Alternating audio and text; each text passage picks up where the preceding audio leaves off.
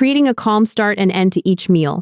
Do your mealtimes often feel less like a joyful family gathering and more like a chaotic race against the clock? Or a negotiation with a tiny, wandering diplomat? You are not alone if the start of a meal feels rushed and overwhelming, with children perhaps not wanting to sit down, and the end just as abrupt, with everyone scattering as soon as their plate is empty, leaving a trail of crumbs and unfinished conversations. Many parents experience this daily struggle, and it's completely understandable to feel frustrated or even a little defeated by it. You might wonder why it's so hard to get everyone on the same page, to create a sense of togetherness around the table.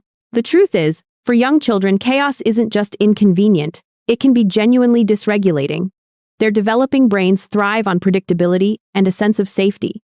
When mealtimes lack clear boundaries or rituals, it can feel like a free-for-all, making it harder for children to regulate their emotions, focus on their food, or even feel fully connected to the family moment. Imagine if every meeting you attended at work just started whenever people drifted in and ended with everyone just getting up and walking out without a word. It would feel disjointed, a bit unsettling, and frankly, a bit rude. For children, the impact is even greater because their sense of emotional security is tied to these everyday rhythms. Today, we are going to explore how adding just a few tiny, simple habits to the beginning and end of each meal can utterly transform your family's dining experience. We're going to show you how these small rituals can create a powerful sense of safety and containment, turning mealtimes from a source of stress into a nurturing anchor in your day. By the end of this video, you'll have practical, gentle strategies to bring more calm, connection, and joy to your family's table.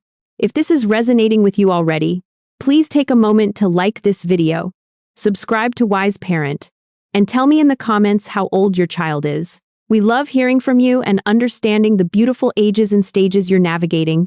So, let's talk about the impact of those chaotic meals. When meals begin with everyone just finding their way to the table at different times, perhaps distracted by toys or screens, and end with children jumping up before everyone is finished, it sends a subtle signal that this moment isn't particularly special or contained. For a young child, whose brain is still building its architecture, these everyday interactions are the very building blocks of their understanding of the world. Without clear signals, mealtimes can become another source of overstimulation rather than a space for connection. Children might wander because they're not sure what they're supposed to be doing or how long they need to stay. They might pick at their food because their nervous system isn't calm enough to focus on eating. This isn't them being difficult. It's often a sign that they are having a hard time, struggling to find their footing in an unstructured environment. As parents, we are truly brain architects, and the intentional design of even small moments like meals can have a profound impact on our children's emotional development and sense of security. The promise of these tiny rituals is immense. They act like little anchors, signaling to your child's brain, this is happening now. This is a contained space. This is what we do here. Predictability is a cornerstone of emotional safety. When a child knows what to expect, their nervous system can relax. They can move from a state of anxious anticipation to one of calm presence. These rituals don't have to be elaborate or time-consuming. In fact, the simpler, the better. Their power lies in their consistency and the sense of shared purpose they create. By establishing a clear opening and closing, you're not just managing behavior, you're teaching self-regulation, fostering connection, and helping your child build internal maps for how to navigate social situations. Let's dive into some concrete, practical ways you can start bringing this calm into your mealtimes, beginning with the opening habits. The first opening habit you can try is a short gratitude moment. This isn't about forced thankfulness or a long, drawn-out prayer, unless that's already part of your family's tradition. Instead, think of it as a brief pause, a moment to collectively shift gears and acknowledge something positive. It could be as simple as going around the table and each person sharing one thing they are thankful for today. For a toddler, it might be my fuzzy blanket or the yummy strawberries. For an older child, it could be playing with my friend at school or this delicious meal. You could even lead with something like, I'm so thankful we get to be together for this meal. This gentle practice helps everyone transition into the meal with a positive, mindful focus, setting a tone of appreciation and connection. It's a beautiful way to encourage emotional intelligence by helping children notice and name positive feelings, even if they're small. A second opening habit is a family opening phrase or song. This is something short and sweet that you say or sing together right before you pick up your forks. It could be something like, our tummies are ready, our hearts are open, Let's share this meal together. Or perhaps a simple, cheerful 1, 2, 3, bon appetit. For very young children, a little song you make up could work wonders, like a short verse about eating together. The key is to make it consistent and enjoyable. This phrase acts as a verbal cue, a clear signal to everyone's brain that we are now beginning mealtime. It helps to contain the space, drawing everyone's attention to the shared experience. This is a gentle way to establish a boundary, signaling that now is the time for focused eating and family conversation, rather than wandering or playing with toys. Think about how this feels for your child.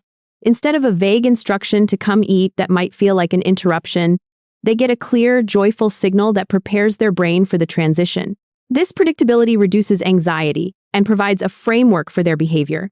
It's about connection over control, creating an environment where they want to participate because it feels safe and inclusive. Now, let's consider the other end of the meal, the closing routine. Just as important as a calm start is a clear signal that mealtime is officially over. This can be one of the biggest pain points for parents, as children often finish at different speeds and may want to run off as soon as their plate is empty.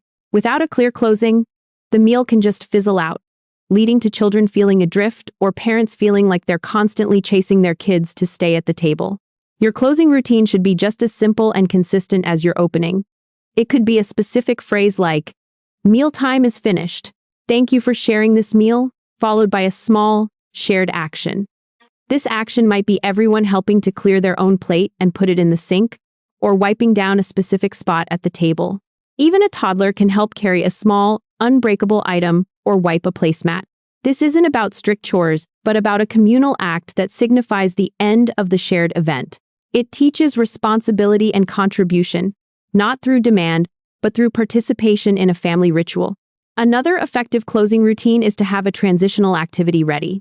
After the mealtime is finished phrase and perhaps clearing plates, you could announce, "Now it's time for quiet play," or "Let's all read a book in the living room." This helps children transition smoothly from the high energy of a meal to the next part of their day, rather than just being left to their own devices, which often leads to aimless wandering or meltdowns. This deliberate transition helps their nervous system adjust, promoting better self-regulation throughout the rest of the day. This approach acknowledges that your child is not giving you a hard time, but often having a hard time navigating a world that asks a lot of their still developing brains and emotional regulation skills. When we provide clear, consistent frameworks, we empower them. It's about building their confidence, not just in eating, but in understanding and participating in family life. I know that making these changes can feel like a lot when you're already juggling so much. But remember, you are a wise parent, and you're already doing an incredible job. Small, consistent steps truly lead to big changes. If this approach feels right for your family, I encourage you to share this video with another parent who might benefit. And consider subscribing to Wise Parent if you haven't already. Your support helps us create more resources to empower families like yours. The long-term benefits of these simple mealtime rituals extend far beyond just quieter dinners. You are teaching your child invaluable lessons in emotional intelligence, how to transition, how to be present, how to contribute, and how to feel safe and secure within a family structure. You are fostering a sense of belonging and predictability that lays the groundwork for a calm and regulated nervous system. These moments, where you create a contained and connected experience, build strong neural pathways for focus, self-regulation, and positive social interaction. You'll find that as your children grow, they will likely internalize these rhythms. They'll know what to expect, and mealtimes will naturally become a source of comfort and connection rather than conflict. This shift reduces your stress as a parent, allowing you to enjoy your meals more, truly connecting with your children, and savoring those precious moments together. So, here's my challenge for you today. Pick just one tiny habit from what we've discussed. Either a simple gratitude moment to open your meal, a short family phrase to begin, or a clear mealtime is finished statement, followed by a small communal action at the end. Try it consistently for a few days. Observe the difference. See how your child responds, and how you feel. Then, tell us in the comments what tiny ritual you chose, and what difference you observed. We truly believe that you are the most important brain architect in your child's life, and even these small intentional efforts make a world of difference. Thank you for being here, and for striving to be a wise parent. We'll see you in the next video. where we'll continue to explore how to raise emotionally strong, confident, and secure children.